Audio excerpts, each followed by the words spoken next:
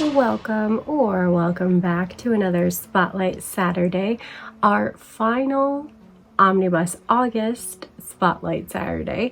And as we are going to be covering a mermaid-centric story, I had to go full mermaid vibes with it. Tried to like go a little crazy with the makeup, and I don't know if I love how it turned out, but it was fun. It was fun, so I hope you enjoy.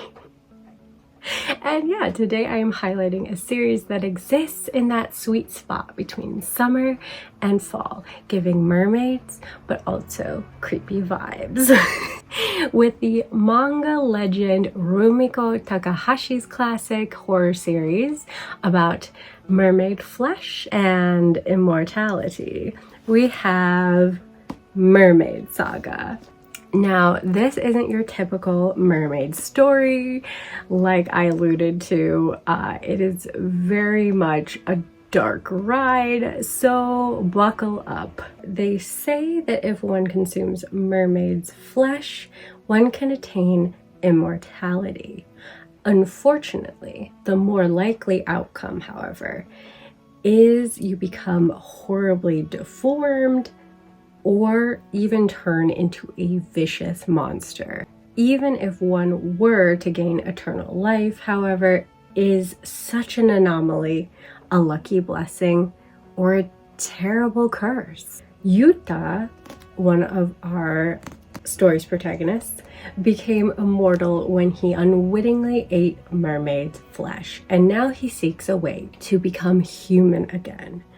Hundreds of years later, he encounters a volatile and determined young woman named Mana while searching for a mermaid. Could this mysterious woman hold the key to saving Yuta's humanity? Mana is a bit of a spoiled brat in the beginning, definitely naive and, like the summary says, a bit volatile, but her circumstances are less than stellar, and it makes sense how she turned out this way personality-wise.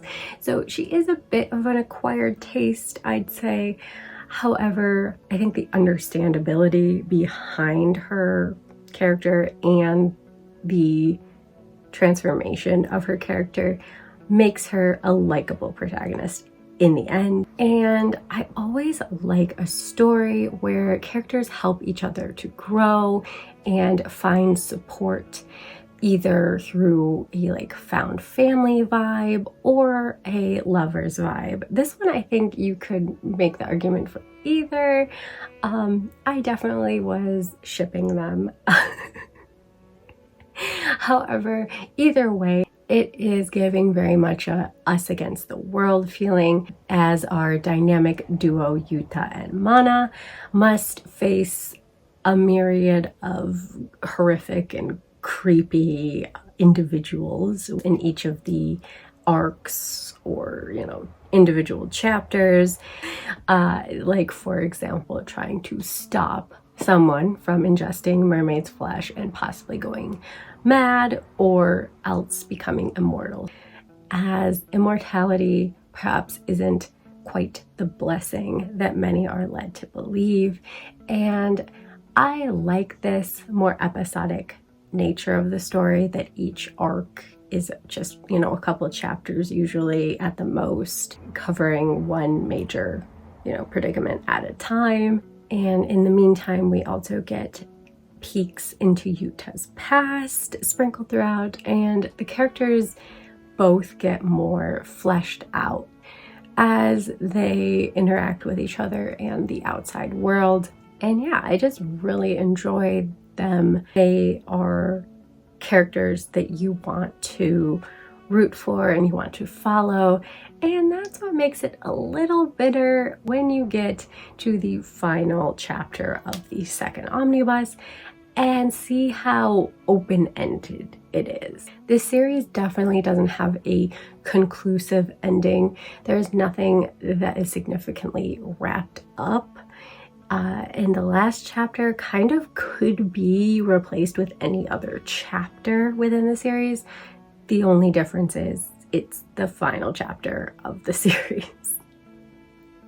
I can see people being frustrated by this, and understandably so, but it personally didn't really bother me. I've read through it twice and enjoyed it both times. I love the creepy horror vibe setting and plot. I love our protagonists' interactions.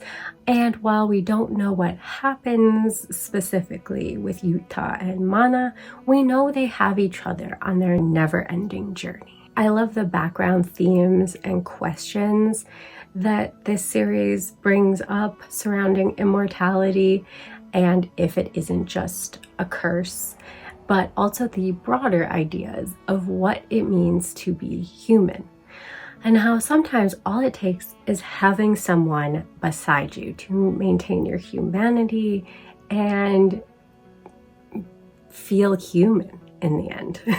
It's not about whether or not you are the same as everyone else around you at the end of the day, as long as you have that one person that you can struggle through life with, that makes all the difference. And that's the feeling I get with Mermaid Saga. And yeah, would I love to have even more of this one? Yeah, sure. I mean, I really enjoy it, so of course I would enjoy more of it, but this glimpse into their lives together leaves me with a positive feeling. Despite the dark circumstances they find themselves in, at least they have companionship. No matter how tough it gets, at least they have each other to lean on. And yeah, I don't want to say too much about this one. I already fear I've given too much away perhaps, but I just think that this is a perfect short series to pick up this time of year, because mermaids, of course, even dark toned ones, make you think of summer, but that darkness lurking in this story, the situations surrounding mermaids and mermaid flesh, and how toxic that all is, how toxic not only immortality and the idea of it is, but also the humans who are obsessed with immortality can be. And that really gives it those fall vibes, those very spooky, ooky, dark and broody vibes. So yeah, I just think it's perfect for this kind of changing in between time between summer and fall.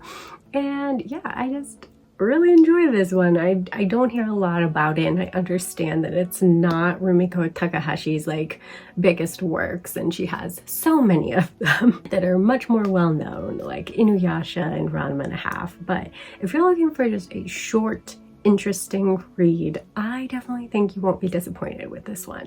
It'll give you those psychological elements, the dark and thriller type elements, alongside the softness of the relationship with Yuta and Mana, how they grow closer and find comfort in each other. And yeah, I just think it's a really good story. I'm so curious if any of you have read Mermaid Saga and what you thought of it. And of course, I'd love to hear any mermaid recommendations. I always love a good mermaid story, even if they're not dark and, you know, more menacing in tone. I do love a cute, fluffy mermaid story as well. And yeah, that'll do it for Omnibus August Spotlight Saturdays. I think next Saturday, September 6th, I'm going to do a live again, opening more Pokemon cards. I have two booster boxes left. It's such a tongue twister. 2 booster boxes that I want to open, and instead of doing it like Friday and then doing a Spotlight Saturday, I'm gonna give myself a little reprieve and just do the live on Saturday. So let me know if you would be interested in joining that, and whether you would like it to be more like early afternoon, like when I drop these videos, or later in the evening. I haven't really decided on that. But yeah, thank you so much if you joined last Friday's live. It was a really fun time. And also, if you haven't already, check out my manga versus anime video, which is better, the manga or the anime. I would love to do some more videos like that one, so definitely shoot me any recommendations for ones you would like me to tackle. You know, read the manga, watch the anime, see which I think is better. And I will hopefully see you next Monday for my haul video, as it is the first Monday of September already coming up. Oh my god. Until then, bye!